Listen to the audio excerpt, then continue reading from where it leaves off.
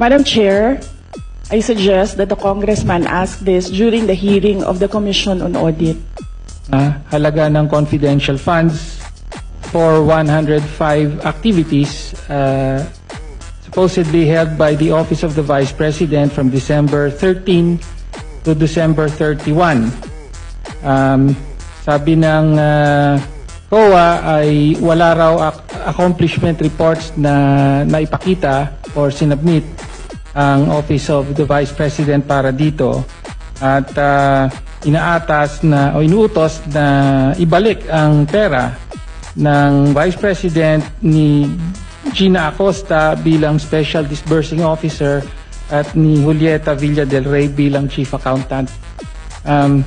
Mag-iisang taon na po, ayon sa COA rules ay may 6 months po para mag-appeal. Ano na po ang status ng Notice of Disallowance na ito? Madam Chair, I suggest that the congressman ask this during the hearing of the Commission on Audit.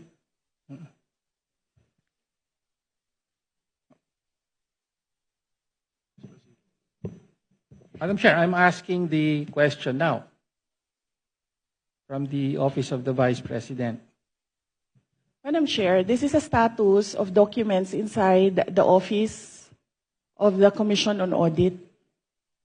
So it has to be the Commission on Audit who will answer what is happening to this notice of disallowance. Nagsubmit po ba ng 5 million? Kaya nga sinasabing nagastos ito in 11 days from December 20 to December 31. So ang tanong lang po natin, ano po ang paliwanag doon sa nakapamahagi na kayo ng mga sinasabing reward money noong December 13 pa lamang samantalang hindi pa po lumalabas ang pera ng confidential funds. Pwede po bang may paliwanag yon?